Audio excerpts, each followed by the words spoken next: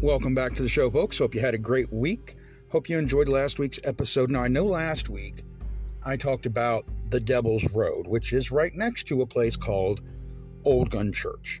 Old Gunn Church, or Prince Frederick's Episcopal Church, as it's officially named, is a place that's actually surrounded with a lot of legends, from floating lights to demon eyes to ghosts where there shouldn't be things to sounds.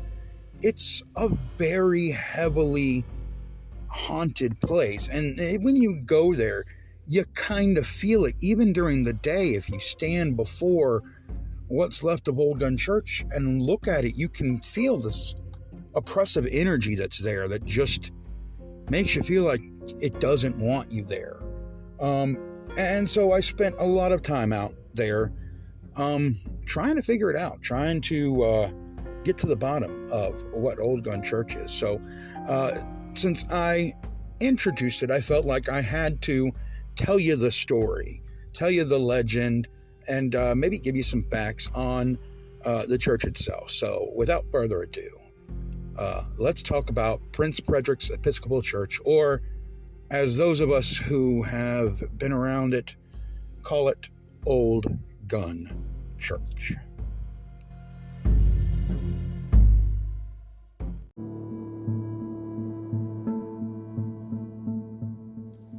The original Prince Frederick Episcopal Church was built sometime in the 1700s.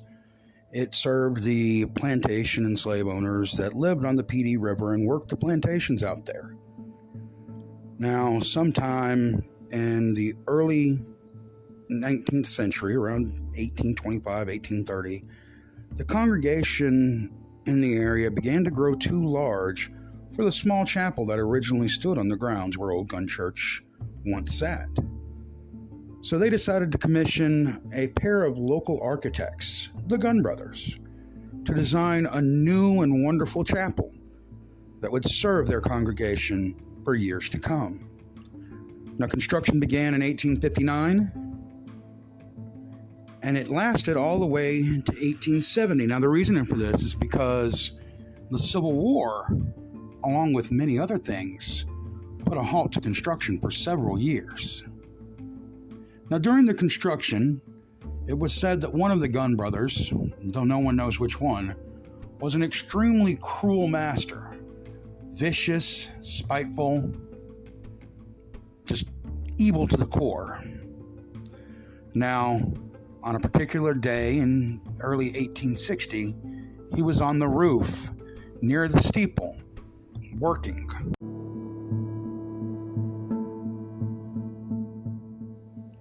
Now, the story has many variations, but the way it was originally told to me is that Mr. Gunn, being up working on the roof, struck his hand with a hammer, and in doing so, cursed at God.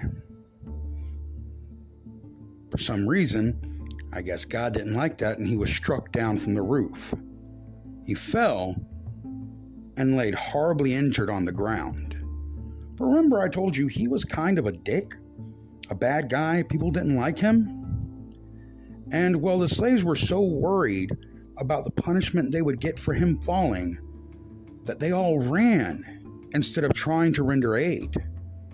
So he laid there dying, and all the way to his last breath, he cursed the grounds, he cursed the church, he cursed the congregation, he cursed the slaves, he cursed God, he even cursed his own brother for not being there.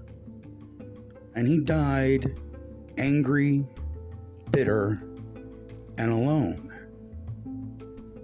His voice finally heard giving out as those who the slaves went and told came to render aid nearly an hour later.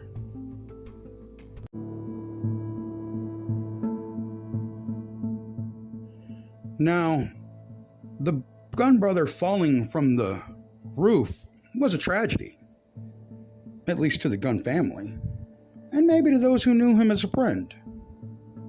But it was not the last to befall the construction of this church. As I said, the Civil War was right around the corner, And within the opening battles, the other brother died, shot by a Union soldier. It took several years for anybody to take back up finishing the church. But it was finished. But it was still marred with murders on the property, disappearances, maladies, sickness. Babies were still born. It was generally thought that perhaps there was a curse left by Gunn himself on everything but the consecrated ground within the chapel. But it was in 1960, nearly 100 years after construction on Old Gunn Church began, and the curse finally took its revenge by burning the church to the ground, in a fire that to this day is still unexplained. All that was left when the flames were extinguished was the front wall and the steeple from which the brother Gunn fell from to his death.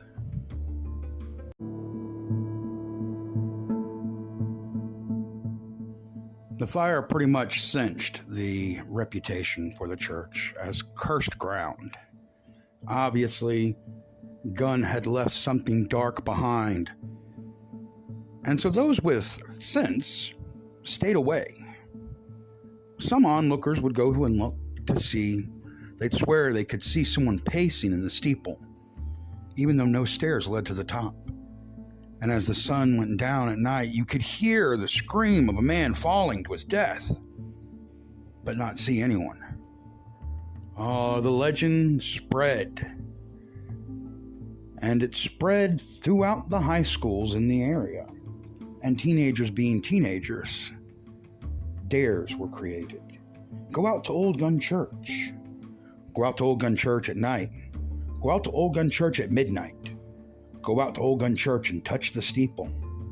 The dares kept evolving, the ante being upped. One-upsmanship was the name of the game. Till finally the dare became, go out to Old Gunn Church and bring back a brick.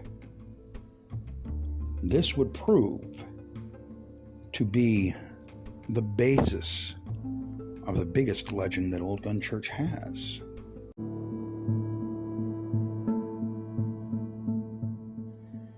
It was the fall of 1969, and a young junior at Winyah High School was issued the dare first. He drove out to Old Gunn Church in his family car with his girlfriend. His girlfriend sat in the car as the young man got out, walked up to the steeple, and found a loose brick near the ground, picked it up, and ran back to the car. Immediately they pulled away and started driving back towards town, when in his rear view he saw these two glowing red eyes that just seemed to be chasing him. He started going faster. His girlfriend begged him to stop, but he wouldn't listen, and he kept trying to get away, but they kept seeming to get closer. He added more and more speed, going faster and faster. He didn't see the 90-degree turn coming. He went right off the road and slammed headfirst into a large oak tree. He died on impact. His girlfriend made it out alive, but severely injured. This story would repeat itself nearly 7 more times before a fence was erected to keep teenagers out of the grounds around Old Gunn Church. But over the years, they'd find a way in. Another brick would be taken. Another car would be wrecked at the tree. But here's the interesting thing. Every time they found the cars, they never found the brick.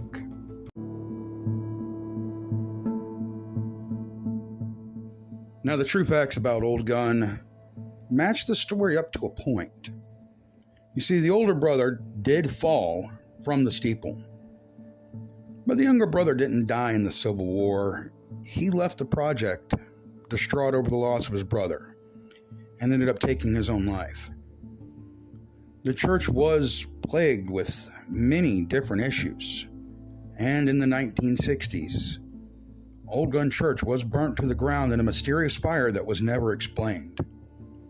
The steeple is all that still stands, and it is fenced in. But as far as car wrecks go, there was actually only one on record that was technically attached to the church, the one in 1969.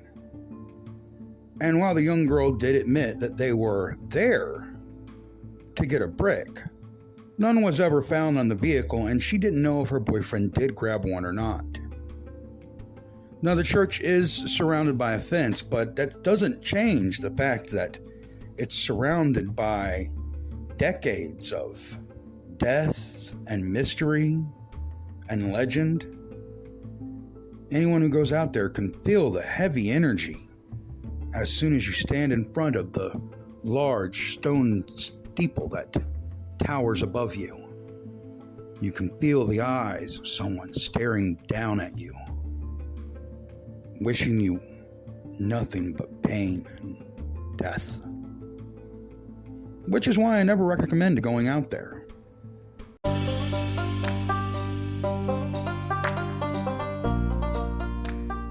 That's all the time that I've got for the day. Well, not really all the time that I've got for the day, but it's all the time I'm putting into this podcast because I want it to remain short so that you guys have time to listen to it on the go and be ready for the next one. So that's going to be it for our story. Old Gunn Church is probably going to be a place that I revisit a few times because, well, I revisited it a few times. So look for more episodes. Because there's so much to talk about out there. There is, of course, the ghost that's in the stair. There's the ghost in the steeple. There is the brick legend, of course. There's the ghost light in the cemetery behind it. There are the disappearances. There is the bridge that's not too far from it where supposedly a devil's deal was made for a woman.